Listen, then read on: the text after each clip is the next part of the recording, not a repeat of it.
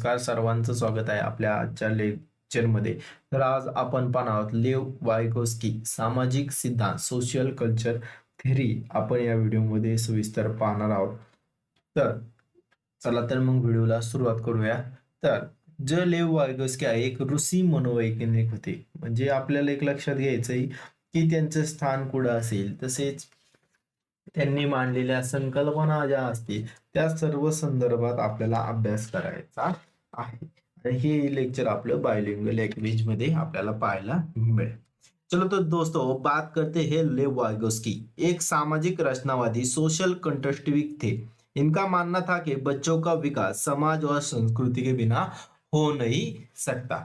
म्हणजे आता लेव वाइगोस्की बद्दल आपण बोलत आहोत, तर हे सामाजिक रचनावादी होते. कसे होते? सामाजिक रचनावादी हे होते. याच्यावरती सुद्धा प्रश्न विचारले. यांच्या मते की मुलाचा विकास समाज आणि संस्कृती कशाने होतो? समाज व संस्कृतीने ह्यांचा विकास होत असतो. म्हणजे याची जी आंतरक्रिया आहे ती आपल्याला पाहायची असते. वायगोस्की कहते की विकास एक सतत प्रक्रिया आहे. म्हणजे जी आपली डेव्हलपमेंट आहे, विकास आहे, तर वायगोस्की काय म्हणतात? हे कंटिन्युअस कशी आहे? Continuous process. कशी प्रोसेस है? विकास ही कंटिन्यू प्रोसेस है जो जीवन भर चलती है। और सबसे जरूरी बात है कि बच्चे सामाजिक अंतरक्रिया सोशल इंटरेक्शन सामाजिक अंतरक्रिया से शिकते हैं. म्हणजे त्यांना असं म्हणायचं, वायगोस्की म्हणतात की विकास ही कशी आहे? सतत प्रक्रिया, कंटिन्युअस प्रोसेस. ती आयुष्यभर चालते. कायम प्रत्येक गोष्टीत आपण काय करत असतो? आपली डेव्हलपमेंट करत असतो. आणि सर्वात महत्वाची गोष्ट म्हणजे काय? मुले सामाजिक आंतरक्रियेतून सोशल इंटरॅक्शन करूनच शिकत असतात. सामाजिक सांस्कृतिक पैलूवर ध्यान केंद्रित करना चाहिए. म्हणजे 3 ड्रायव्हर जे आपण पाहिले त्यांचे की 3 main driver social interaction, culture आणि लँग्वेज याच्यावरती आपल्याला अभ्यास करायचा आहे. त्याआधी लेव वायगोस्की काय म्हणतात ते सर्व आपण पहिलं जाणून घेऊया की सामाजिक सृजनवाद की जे आहे ते लेव वायगोस्की. आता हे पाहिलं की सतत विकास ही कशी एक कंटिन्युअस प्रोसेस, सामाजिक अंतर, सोशल इंटर, सामाजिक सृजनवाद का ये भी जनक है. याला काय म्हणतात? सामाजिक सृजनवाद. बच्चों के द्वारा ज्ञान सृजन किया जाता है. म्हणजे मुलं काय करतात? ते ज्ञान शिकण्याची क्रिया करून घेत असतात. वायगोस्की अनुसार किसी भी बच्चे का विकास सामाजिक परिस्थितीत में संभव है. म्हणजे वायगोस्की असं म्हणतात की कोणत्याही परिस्थितीत मुलाचा विकास होणं हे 100% असू शकतं. बच्चों का संज्ञानात्मक विकास सामूहिक प्रक्रिया के द्वारा संभवित हे. म्हणजे ग्रुप लर्निंग मधनं काय करू शकता? त्या मुलाचा विकास आपण घडवून आणू शकतो. बच्चे सामाजिक अंतरक्रियाद्वारा शिकते. सोशल इंटरेक्शन म्हणजे सामाजिक अंतरक्रिया करून काय करू शकतात? ते मुलं त्यातनं शिकत असतात. त्यानंतर वायगोस्की अनुसार एक सतत प्रक्रिया आहे. विकास कशी एक कंटिन्यू डेव्हलपमेंट आपल्याला पाहायला मिळते. आंतरिकीकरण की प्रक्रिया प्रोसेस इज अ इंटरनलायझेशन. आणि त्यानंतर आपण पाहतो की विकास एक सामाजिक प्रक्रिया आहे जो अंतरक्रिया पर निर्भर है तथा सामाजिक अधिगम फलस्वरूप संज्ञानात्मक विकास संभव होता है. म्हणजे कॉग्निटिव्ह डेव्हलपमेंट सोशल इंटरॅक्शन मधनं आपल्याला पाहायला मिळत असतं. आता वायगोस्कीच्या नुसार 3 महत्वपूर्ण पैलू जे आपल्याला पाहायला मिळतात की ते आहेत एस-सी-एल. कशाने लक्षात ठेवायचं आपल्याला? ते एस-सी-एल. वायगोस्की को याद रखने के आसान तरीका जो है एस-सी-एल है. एस मतलब सोशल इंटरॅक्शन म्हणजे सामाजिक अंतरक्रिया, सी कल्चर संस्कृती, एल म्हणजे भाषा. म्हणजे जर आपल्याला वायगोस्की लक्षात ठेवायचे असेल तर हे 3 महत्व पैलू आपल्याला एस-सी-एल हे लक्षात ठेवले पाहिजे. सोशल इंटरेक्शन, कल्चर आणि लैंग्वेज या स्टेप में. वायगोस्की मानते हैं कि भाषा लैंग्वेज विकास के लिए सबसे बड़ा यंत्र है. भाषा में हम ज्ञान का सृजन करते हैं. म्हणजे वायगोस्की म्हणतात भाषामध्ये काय आहे? लँग्वेज विकास जर करायचा असेल, एका भाषेचा विकास करायचा असेल तर खूप महत्वाची विकास असणारे आणि भाषेद्वाराच आपण ज्ञानाची निर्मिती करत असतो. म्हणजे जे ज्ञान आपल्याला मिळत असतं त्या ज्ञानामधून काय करत असतो आपण? भाषेची निर्मिती आपल्याला पाहायला मिळत असते. त्यानंतर त्यातलाच एक मोठा टप्पा जो आपल्याला पाहायला मिळतो की सम इम्पॉर्टंट टर्म्स झेड-पी-डी, एम-क्यू-ओ आणि स्कॅफोल्डर सगळ्यात महत्वाचा पॉइंट आहे. आता झेड-पी-डी म्हणजे काय? तर आपल्याला अब इस चित्र को देखिए. जब भी हम जो डायग्राम है, इस चित्र में जेडपीजी मतलब जोनल ऑफ प्रोक्सिमल डेवलपमेंट, उसमें हम एक उदाहरण लेंगे। यदि एक बच्चा साइकिल चलाना सीखता है, उसमें क्या क्या होता है, क्या क्या हमें देखना पड़ता है, वो हम देखेंगे।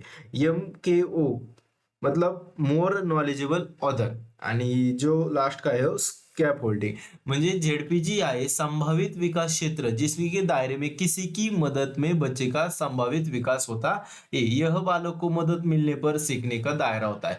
जेडपीजी जोन ऑफ प्रोक्सिमल डेव्हलपमेंट जी होती आहे, म्हणजे ती जी प्रक्रिया आहे ती मुलाला एखाद्याची मदत भेटल्यानंतर, समजा आपण सायकल चालवायला शिकतोय तर कुणाची तरी नवीन मदत घेत असतो, मग ती मदत घेण्याची क्रिया म्हणजे हा झेडपीडी हा प्रमुख आपल्याला पाहायला मिळतो। त्यानंतर स्कैप होल्डिंग पाड़ा ढांचा किंवा अस्थायी मदद। स्कैप होल्डिंग का मतलब है अस्थायी मदद। जैसे पिताजी ने साइकिल को पीछे से पकड़ा हुआ है, जब बच्चा सीख जाएगा तो वो छोड़ देंगे, यह परमनंट नहीं होता।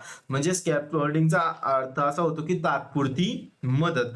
जसं वडिलांनी सायकलला मागून पकडून धरलेलं आणि तेव्हा तो मुलगा काय करतो, सायकल शिकतो, तेव्हा ते सोडून देतील, आणि ही मदत कायमस्वरूपी नसते, ही तात्पुरत्या स्वरूपाची एक मदत असते। आणि त्यानंतर जो जेडपीडी है, जोन ऑफ प्रोक्सिमल डेवलपमेंट, संभावित विकास का क्षेत्र, वो दायरा में जो बच्चा क्या खुद क्या कर सकता है और मदद मिलने पर क्या कर सकता है, इन दोनों को बीच का अंतर हमें देखना पड़ता है। जेडपीजी म्हणजे हा असा भाग आहे, मूल स्वतः काय करू शकतं आणि मदत मिळाल्यानंतर काय करू शकतं, या दोन्हींमधला फरक आपल्याला त्या ठिकाणी पाहायला मिळतो। नियम क्यों, मोर नॉलेजेबल ऑथर, कोई व्यक्ति छोटा या बड़ा और उस विशेष क्षेत्र में सीखने वाला से ज्यादा एक्सपर्ट होता हे। शिक्षक, माता पिता, कम्प्युटर, म्हणजे याच्याकडून काय करत असतो आपण, त्या गोष्टी काय करत असतो, शिकत असतो, आणि त्या गोष्टीतूनच आपल्याला सर्व गोष्टी येत असतात। पहिला आपण पाहिला की झेडपीडी, स्कॅप होल्डिंग आणि एमक्यू।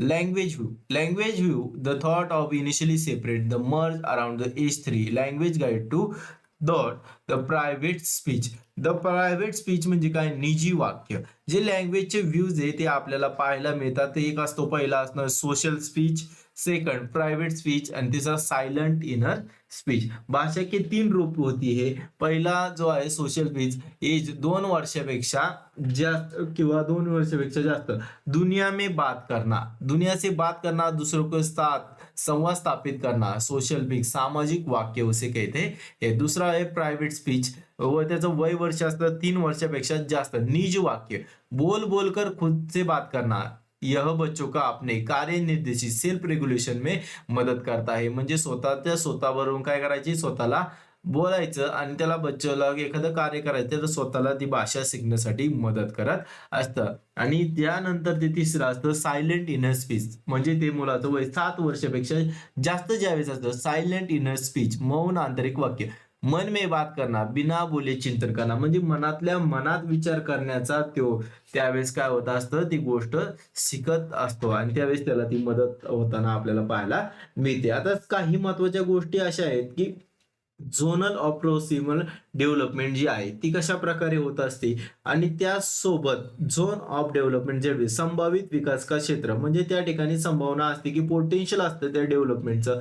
स्कॅप होल्डिंग पाहिली, अस्थायी मदत, टेम्पररी हेल्प असते, हिंट असते, हँड सोल्व प्रॉब्लेम आपल्याला पाहायला मिळतात। मोर एमक्यू जे असतो, anybody who know more the practical area, म्हणजे त्या लोक त्या ठिकाणी कोण असतात, एक्सपर्ट लोक त्या ठिकाणी वर्क करत असतात। आणि एमक्यूच्या वेळेस कोई बडा द्वारा ज्ञान ग्रहण केला जा सकता है, म्हणजे एखाद्या गोष्टीचं आपल्याला ज्ञान घ्यायचंय तर आपण क्लास लावले तर आपण त्या शिक्षकांकडून शिकतोय, ती गोष्ट मदत घेते। स्कॅप होल्डिंग म्हणजे टेम्पररी हेल्प, आणि झेडपीडी म्हणजे काय, संभावित विकास होता हे। त्यानंतर आपल्याला पुढे पाहायचंय की जी सम महत्वाच्या ज्या टर्म्स आहेत, अन्य अधिगम शर्तें, सम मोर टर्म, रेसिप्रोकल टीचिंग, पारंपरिक शिक्षण, शिक्षक और छात्र का संवाद, पीयर लर्निंग से सीखते हैं, सहपाठी शिक्षण, साथियों से सीखना, कोऑपरेटिव लर्निंग, सहयोगात्मक अधिगम, समूह से सीखना, कोलैबोरेटिव प्रोजेक्ट, सहयोगात्मक परियोजनाएं, असिस्टिव्ह लर्निंग, सहाय्यत्मक अधिगम, म्हणजे प्रत्येक गोष्टीतनं काय असतं, आपण प्रत्येक गोष्ट काय करत असतो, शिकत असतो, आणि त्या संदर्भातून हे